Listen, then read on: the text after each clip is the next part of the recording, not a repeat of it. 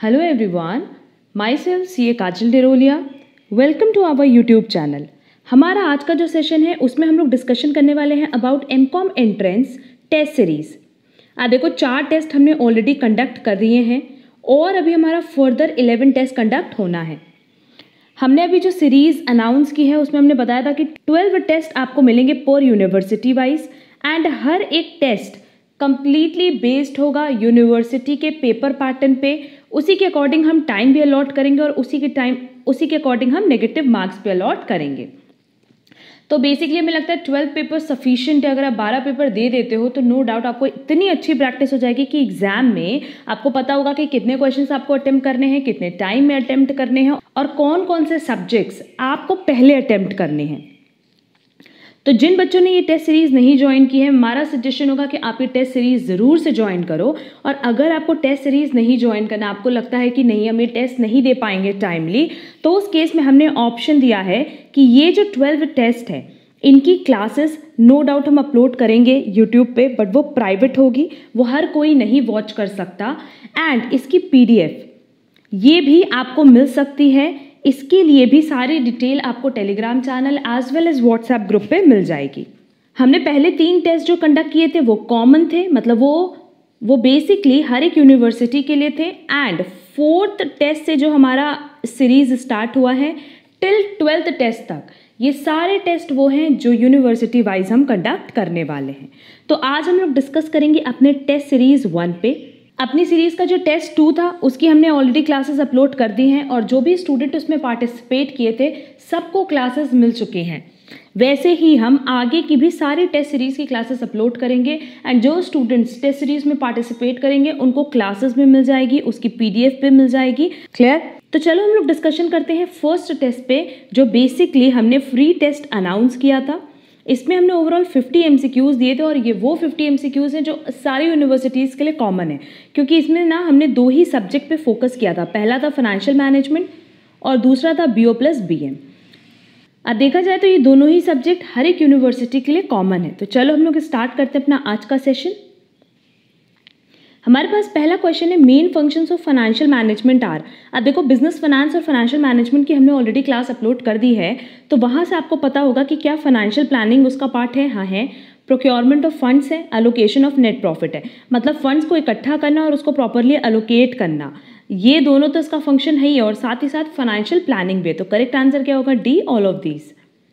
Next, the objectives of financial management are. यहाँ पे सिर्फ ऑब्जेक्टिव्स पूछा है, मेन ऑब्जेक्टिव्स पूछता तब वेल्थ मैक्सिमाइजेशन होता, बट क्योंकि ऑब्जेक्टिव पूछा है तो प्रॉफिट मैक्सिमाइजेशन भी होगा और वेल्थ मैक्सिमाइजेशन भी इसका ऑब्जेक्टिव होगा। Clear?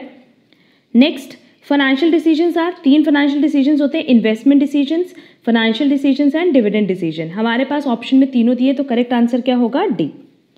Next, the types of financial decisions are. अभी ऊपर बताया कि 3 तरह के हमारे पास डिसीजन होते हैं, तो करेक्ट आंसर होगा बी, 3।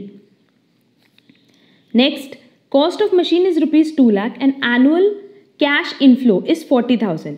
पे बैक पीरियड इज, अब देखो अभी जो हमारी नेक्स्ट क्लास अपलोड होने वाली है फाइनेंशियल मैनेजमेंट की, वो over capitalisation and under capitalisation पे है, एंड आफ्टर दैट हम लोग कैपिटल बजटिंग पे भी डिस्कशन करने वाले हैं। तो ये सारे टॉपिक वहाँ क्लियर हो जाएंगे। पे बैक पीरियड मतलब होता है कि आपने जितना भी मशीन परचेज किया है, आपने जितने की भी मशीन परचेज की है, दैट इज जो आपका कैश आउटफ्लो है, वो आप कितने टाइम में रिकवर कर लोगे। अब देखो अगर आपने 2 लाख की एक मशीन परचेज की और उस 2 लाख की वजह से आपको हर साल 40,000 इनफ्लो हो रहा है, तो इसका मतलब 40,000 मल्टीप्लाई बाय 5। तो अगर 5 ईयर्स तक हम इस इनफ्लो को कंटिन्यू रखते हैं, दैट इज हर साल हमें 40,000 की इनफ्लो हो रही है, तो ये जो आउटफ्लो हमने की है, कैश आउटफ्लो जो 2 लाख का हमने खर्चा किया है, वो कितने साल में हम रिकवर कर पाएंगे? 5 ईयर्स में। तो करेक्ट आंसर क्या होगा? डी, 5। क्योंकि बेसिकली क्या होता है, जब आप मशीन परचेज करते हो तो उससे आप प्रोडक्शन करते हो और फिर उस प्रोडक्शन को सेल करके मार्केट से पैसे अर्न करते हो। क्लियर? तो हमें ये देखना होता है कि हमने जितना पैसा लगाया है वो हम कितने टाइम पीरियड में रिकवर कर पा रहे हैं। तो सिंपली इसका फॉर्मूला ये होता है, आउटफ्लो डिवाइडेड बाय इनफ्लो, ये हो जाएगा 5 ईयर्स। और ये सब ना अभी हम फाइनेंशियल मैनेजमेंट की क्लास में बताएंगे। Next, cost of machine given है, वर्किंग लाइफ गिवन है, स्क्रैप वैल्यू गिवन है, एनुअल कैश इनफ्लो इज 16,000। पे बैक पीरियड इज, अगेन इसमें हमसे क्या पूछा है, पे बैक पीरियड पूछा है, और सिंपली हमें क्या करना है ना, 60,000 डिवाइडेड बाय 16,000, क्योंकि आपने 60,000 का खर्चा किया है और हर साल आपको इनफ्लो कितना मिल रहा है, 16,000। तो आप ये देख लो कि 60,000 की रिकवरी करने में हमें कितना टाइम पीरियड लगेगा, 3.75 ईयर्स। तो करेक्ट आंसर क्या होगा, B. Next, the payback method measures how quickly the investment may be recovered, the cash flow from an investment, the economic life of an investment और the profitability of the investment। अगर payback period की बात करें ना तो simply payback method यही बताता है कि आपने जो पैसा लगाया है, इन्वेस्ट किया है, वो कितने कम टाइम में या कितने टाइम में रिकवर हम कर सकते हैं। तो करेक्ट आंसर होगा A. Next, time value of money is considered in calculating net present value. ये जब हम एनपीवी की क्लास अपलोड करेंगे वहाँ ये कॉन्सेप्ट आपको क्लियर हो जाएगा। Next, a company is willing to issue 8,000 5% debentures of 100 each at a discount of 6%. The expenses on issue are expected to be rupees 3.50 per debenture cost. अब देखो ये हमने बताया है कि अगर हमें केडी कैलकुलेट करना है तो हम कैसे कैलकुलेट करेंगे। बेसिकली ये रिडीमेबल नहीं है, क्योंकि अगर रिडीमेबल होता तो टाइम पीरियड मेंशन होता। क्लियर। अब देखो कितना मेरे पास डिबेंचर का इंटरेस्ट दिया हुआ है, 5%। तो 5% हम किस पे कैलकुलेट करेंगे, 100 पे। तो ये हो जाएगा 5 1 माइनस टैक्स। क्या मेरे पास क्वेश्चन में टैक्स दिया हुआ है, नहीं दिया है, तो क्या इसकी ज़रूरत है, नहीं। डिवाइडेड बाय, याद होगा नेट प्रोसीड। अब नेट प्रोसीड कैसे कैलकुलेट करते हैं, जितने का डिबेंचर है उसमें से हम डिस्काउंट माइनस करेंगे, तो डिस्काउंट हो जाएगा -6, एंड अगर कोई और एक्सपेंस है तो वो भी माइनस करेंगे, जो कि है 3.50। तो ये हो जाएगा 90.50। तो मेरे पास इंटरेस्ट दिया है 5 और नेट प्रोसीड्स दिया हुआ है 90.50। तो बस अब कैलकुलेशन करके देख लेते हैं। तो करेक्ट आंसर कितना आएगा, 5.52%। बेसिकली देखा जाए तो 5% है, बट क्योंकि डिस्काउंट है इस वजह से जो हमारा कॉस्ट है डेट का क्या हो रहा है, इंक्रीज हो रहा है। तो करेक्ट आंसर क्या होगा, सी। और इसकी क्लासेस हमने ऑलरेडी अपलोड की हुई है, इसलिए देखो हमने यहाँ पे पूरा डिटेल फॉर्मूला नहीं लिखा है। अगर वो क्लास आपने नहीं की है जहाँ हमने कॉस्ट ऑफ कैपिटल अपलोड किया है, तो आप ज़रूर से वो क्लास कवर कर लेना, उसकी लिंक आपको डिस्क्रिप्शन बॉक्स में मिल जाएगी। Next, Nisha Limited has issued 9% 4,000 preference shares of rupees 100 each. Expense of shares issues is rupees 3.75 per share. Cost is following. Again हमने प्रेफरेंस शेयर पे भी डिस्कशन किया है, तो KD इज इक्वल टू क्या हो जाएगा, प्रेफरेंस डिविडेंड जो कि 9% होगा 100 का, that is 9 divided by net proceed. Net proceed कितना हो जाएगा, 100 माइनस जो भी एक्सपेंस है वो माइनस कर देंगे, मल्टीप्लाई बाय 100। बस इसको सॉल्व करके देख लो, आंसर आ जाएगा। इसको सॉल्व करके आंसर आएगा 9.35%। तो करेक्ट आंसर क्या होगा, A. Next, if the rate of tax is not given in the questions then assume. अगर रेट ऑफ टैक्स नहीं दिया है तो जनरली हम लोग क्या करते हैं ना, 50% अज्यूम करके चलते हैं किसी भी क्वेश्चन के लिए। जैसे अभी ऊपर हमने जब डिबेंचर का भी क्वेश्चन सॉल्व किया था, तो वहाँ पे आप टैक्स अज्यूम कर सकते हो 50%, बट अगर आप चाहो तो आप टैक्स को इग्नोर भी कर सकते हो। बट जनरली जब इग्नोर करना होता है ना, क्वेश्चन में स्पेशली मेंशन किया रहता है कि ignore tax. Clear. Next, Jay Limited has issued 1,200 equity shares of 100 each as fully paid. The market price of these shares is 160 per share. The company has paid a dividend of 10 per share. Find out the cost of capital. याद होगा हमने KE भी calculate करना सिखाया था, जहां हमने ये बताया था कि सिंपली दो तरह के मेरे पास इक्विटी शेयर्स होते हैं, एक जो नए इशू होते हैं और एक जो ऑलरेडी मार्केट में पहले से इशू होंगे। तो अगर पहले से इशू है तो वहाँ पे हम क्या लेते हैं बेटा, मार्केट प्राइस पर शेयर लेते हैं, और अगर फर्स्ट टाइम वो इशू होता तब हम क्या लेते हैं, नेट प्रोसीड। तो यहाँ पे देखो सिंपली मेरे पास डिविडेंड दिया है 10, मार्केट प्राइस दी हुई है 160 मल्टीप्लाई बाय 100, तो मेरा आंसर आएगा 6.25%। करेक्ट आंसर होगा सी। और हमने क्लास के टाइम में बताया था कि अगर आपको फॉर्मूला लर्न हो जाए तो फिर आपको किसी भी क्वेश्चन में प्रॉब्लम नहीं होगी। Next, if real value of shares is less than book value of business it will be over capitalisation, under capitalisation, optimum capitalisation और नन। करेक्ट आंसर होगा ए, ओवर कैपिटलाइजेशन। अब देखो ओवर कैपिटलाइजेशन और under capitalisation में बहुत सारे students को बहुत सारा इशू होता है, बट आप सिर्फ और सिर्फ 4th क्लास तक वेट करो फाइनेंशियल मैनेजमेंट की, ये टॉपिक आपका क्लियर हो जाएगा। Next, the estimated annual income of company is rupees 5 lakh and in the same business ratio of return on capital employed is 12.5%. Amount of capitalization will be, capitalisation का मतलब simply ये होता है कि अगर एक साल कंपनी इतना अर्न कर रही है, इस रेट से अर्न कर रही है, तो लाइफ टाइम दैट इज जब तक वो कंपनी एग्जिस्ट कर रही है तब तक में वो टोटल कितना अर्न कर पाएगी। क्लियर। तो कैपिटलाइजेशन हमने गुडविल में भी पढ़ा था, सिंपली क्या होगा, annual income divided by return on capital employed. अब ये फॉर्मूला भी हमने अपनी क्लास में डिस्कस किया हुआ है, तो नो डाउट सारे स्टूडेंट्स को ये टॉपिक क्लियर होगा। अगर मान लो इस फॉर्मूले में कोई भी प्रॉब्लम होगी तो आप कमेंट बॉक्स में कमेंट करके पूछना, हम ये समझा देंगे। करेक्ट आंसर होगा सी 40 लाख। बट ये सारे फॉर्मूलाज आपको मिल जाएंगे फाइनेंशियल मैनेजमेंट की क्लास में। नेक्स्ट अगेन देखो question number 15 over capitalisation under capitalisation पे है।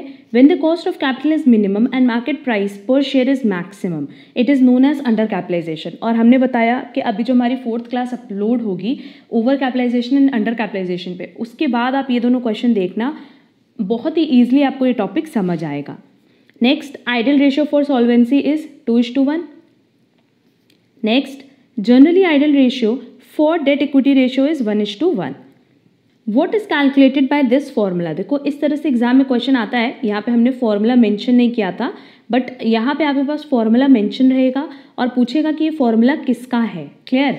तो क्वेश्चन नंबर 18 तो वैसे अधूरा है, यहाँ पे हमारा फॉर्मूला मेंशन नहीं किया गया है, बट हम बता रहे हैं कि एग्जाम में ये सारे फॉर्मूलाज भी आपसे पूछता है अगर हम फाइनेंशियल मैनेजमेंट की बात कर रहे हैं तो फाइनेंशियल मैनेजमेंट में एक क्लास हम अपलोड कर देंगे जहाँ हम रेशियोज पे भी डिस्कशन करेंगे।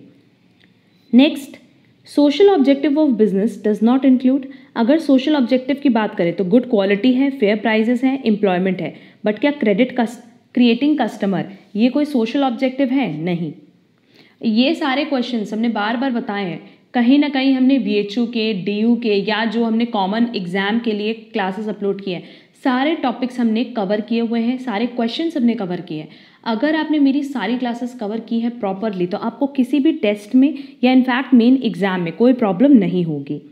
Next the form of business organisation for which there is no separate and specific legislation in India. जहाँ कोई सेपरेट या अलग से कोई लेजिस्लेशन नहीं है, वो ऑप्शन क्या होगा? Sole proprietorship. Next extractive industry does not include fishing, mining, hunting. Correct answer होगा सी agriculture. Next, the industry which uses only one raw material for producing different products। खाली एक रॉ मटेरियल होगा और अलग अलग प्रोडक्ट्स होंगे, ऐसा कहाँ होता है? एनालिटिकल इंडस्ट्री में। ये सारे इंडस्ट्री हमने पहले भी बताया था कि आप एक बार प्रॉपरली रीड कर लेना। Next undivided risk is related to. Undivided risk की अगर बात करें तो वो कहाँ होता है? सोल प्रोप्राइटरशिप में। The Reserve Bank of India is a statutory company. ये सब हमने डिस्कस किया हुआ है पहले। The share on which the rate of dividend is pre determined is called. किस शेयर पे पहले से रेट डिटरमाइन होता है? प्रेफरेंस शेयर पे। तो करेक्ट आंसर होगा C. Next divorce between ownership and management it is inherent in. देखो ओनरशिप अलग होती है, मैनेजमेंट अलग होती है। ओनरशिप किसके हाथ में होती है? शेयर होल्डर के हाथ में। मैनेजमेंट किसके हाथ में होता है? बोर्ड ऑफ डायरेक्टर्स के हाथ में। और ऐसा कहाँ होता है? कंपनी के केस में। तो करेक्ट आंसर होगा D.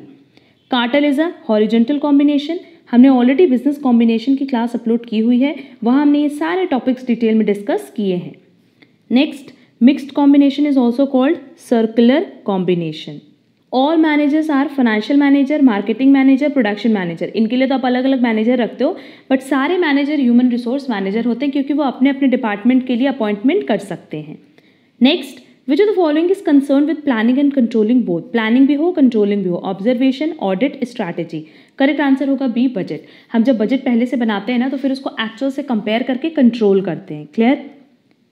Next which of the following is a single use plan, policy, strategy, method. Programme हमने पहले भी बताया कि जो भी प्रोग्राम हम बनाते हैं वो एक बार यूज होता है, दैट्स इट। उसके बाद फिर आपको उसको नया बनाना होता है।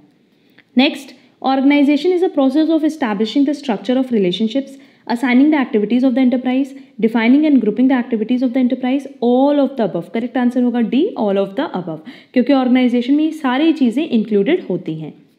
Next in the field of management the principle of balance is basically related to controlling, organising, communication. Organising इसका करेक्ट आंसर होगा क्योंकि बेसिकली मेन मटेरियल मनी हम लोग कहाँ अरेंज करके देते हैं? ऑर्गेनाइजिंग में। Next establishing standard is a part of controlling process. Which of the following is not a motivational technique?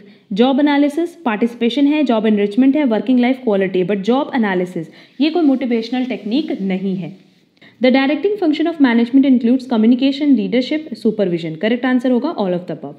Planning is a function of middle level manager, supervisory level manager, top level manager और all manager. इसका correct answer होगा all level managers.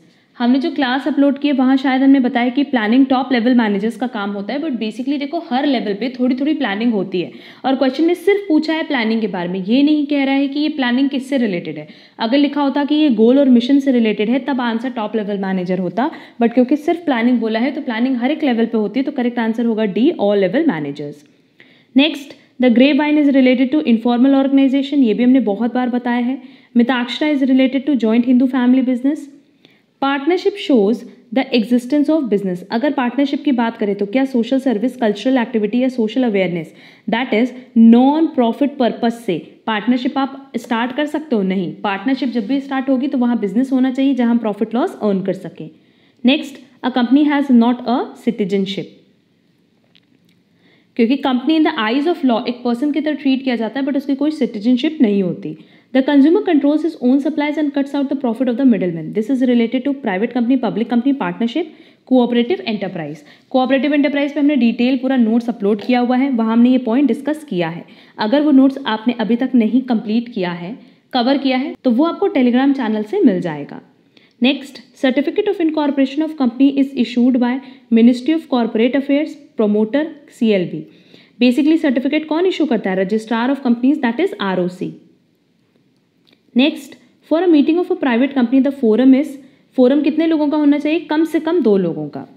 Next, which of the following is the most appropriate statement? Business organises land and labour force, business organises financial resources, business organises factor of production, business organisation और organisation. Correct answer होगा C, कि business organisers को factor of production चाहिए होता है, that is land, labour, capital, entrepreneur. Next, who can be MD of a company? Promoter, director, share holder, debenture holder. MD वो हो सकता है जो कंपनी का डायरेक्टर हो। Next, a company which restricts the right to transfer its share is called a private company. Next, the doctrine of indoor management protects the interest of outsiders, इस पे भी हमने डिस्कशन किया हुआ है। Which of the following statement is normally untrue? Effect of wars creates combination, attraction of foreign assistant creates combination, normal competition creates combination, business cycles create combination. Correct answer होगा C, और ये point हमने business combination की जो class upload की थी वहाँ discuss किया था। और आज का लास्ट क्वेश्चन हमारा, which of the following does not come under the category of aid to trade? Insurance आता है, बैंकिंग आता है, वेयर हाउसिंग आता है, बट क्या सेलिंग आता है? नहीं, तो करेक्ट आंसर होगा B, सेलिंग। अब ये 50 क्वेश्चंस रिलेटेड थे हमारे टेस्ट सीरीज फर्स्ट से। सेकेंड टेस्ट सीरीज भी हमने अपलोड की है जहां हमने प्रॉपर 100 क्वेश्चंस प्रोवाइड किए थे, एंड थर्ड टेस्ट सीरीज में बहुत जल्दी अपलोड करने वाले हैं। अब ये जो फोर्थ टेस्ट है वो यूनिवर्सिटी वाइज कंडक्ट हो रहा है, तो जिन स्टूडेंट्स ने पार्टिसिपेट नहीं किया है हम आपको यही सजेस्ट करेंगे कि वो टेस्ट सीरीज आप ज़रूर से ज्वाइन कर लो, सो दैट आप 12 टेस्ट जब अटेम्प्ट करोगे ना तो आपको सारी चीज़ों का आइडिया प्रॉपरली लग जाएगा। क्लियर? टेस्ट से रिलेटेड जो भी आपकी क्वेरी होगी वो आप हमें व्हाट्सएप कर सकते हो या आप हमें टेलीग्राम कर सकते हो, दोनों की लिंक आपको डिस्क्रिप्शन बॉक्स में दी गई है, आप वहां जा करके डायरेक्टली हमसे कांटेक्ट कर सकते हो। इसकी PDF हम आपको प्रोवाइड कर देंगे Telegram channel as well as WhatsApp group पे। एंड टेस्ट सीरीज 2 से बेसिकली उन्हीं स्टूडेंट को ये टेस्ट सीरीज की PDF एंड क्लासेस प्रोवाइड की जा रही है जिन्होंने उसके लिए पेमेंट की है। अगर आज की क्लास में कहीं पे भी कोई डाउट हो तो आप कमेंट बॉक्स में कमेंट करके पूछ सकते हो। एंड अगर आपको आज की क्लास पसंद आई है तो आप वीडियो को लाइक, कमेंट और शेयर ज़रूर करना। हम लोग मिलेंगे हमारी नेक्स्ट क्लास में। आज के लिए बस इतना। Thank you so much.